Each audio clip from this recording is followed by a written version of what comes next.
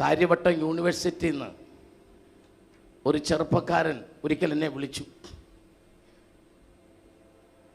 Hello, ഇങ്ങനെയാണ് ആദ്യത്തെ വിളി. ഞാൻ പറഞ്ഞു, ആരാ? പ്രമോദ. ഞാൻ പറഞ്ഞു, ഏത് പ്രമോദ്? ദുബൈയിലെ പാസ്റ്ററുടെ മോൻ പ്രമോദ. മക്കൾ എന്തിനാ കരയുന്നത്? പാസ്റ്ററെ, എനിക്ക് വേണ്ടി പ്രാർത്ഥിക്കണം. ഞാൻ ചെന്ത പറ്റു മക്കളെ? പാസ്റ്റർ, ഞങ്ങളുടെ സഭയിൽ വന്നിട്ടുണ്ട്, എന്നെ അറിയാം. പാസ്റ്ററിന്റെ തലയിൽ കൈവച്ച് ദൂതൊക്കെ പറഞ്ഞതാ. മക്കളെ, കാര്യം എന്നാന്ന് പറ. ഞാൻ എല്ലാ വിഷയത്തിലും തോറ്റു പാസ്റ്ററെ. ഞാൻ ചോദിച്ചു, പപ്പായെ വിളിച്ചു പറഞ്ഞു? ഇല്ല, പപ്പായോട് ഞാൻ പറയത്തില്ല.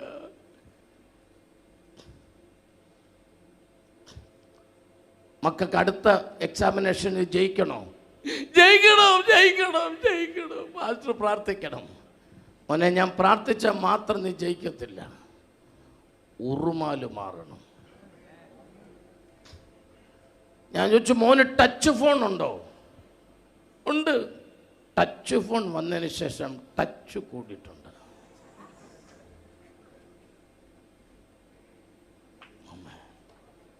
ആമേൻ. ഞാൻ വീണ്ടും ചോദിച്ചു, മോന് ജയിക്കണോ പ്രമോദ്? ജയിക്കണം, ജയിക്കണം. അങ്കിള് പറയുന്ന പോലെ മക്കൾ ചെയ്യുമോ? ചെയ്യാം, ചെയ്യാം, ചെയ്യാം. പപ്പായെ വിളിച്ച് പറയല്ലോ പാസ്റ്ററെ. പറയില്ല മക്കളെ, അങ്കിള് പറയുന്ന പോലെ ചെയ്യാവോ? ചെയ്യാം. മോൻ്റെ റൂമിനകത്ത് നൂലോ എന്തെങ്കിലും കിടപ്പുണ്ടോ? ഇല്ല. എന്തെങ്കിലും വള്ളി അങ്ങനെ എന്തെങ്കിലും? വയാറിൻ്റെ കഷ്ണം കിടപ്പുണ്ട്, വയാറിൻ്റെ. മോനെ, അതിൽ ഒരു വയാറിൻ്റെ കഷ്ണം എടുത്തിട്ട് അതിൻ്റെ അറ്റത്ത് മോൻ്റെ മൊബൈൽ ഫോൺ കെട്ടണം, വയറിൻ്റെ അറ്റത്ത്.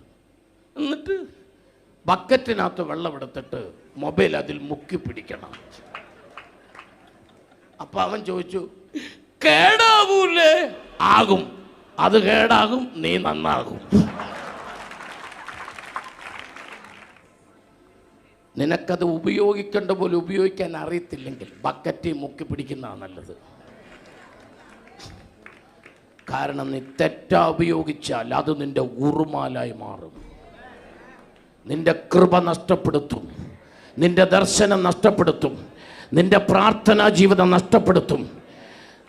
ഈ അധികാരമൊന്നും നിനക്ക് ഉപയോഗിക്കാൻ കഴിയാതെ വണ്ണം അത് നിന്നെ തകർത്ത് കളയും.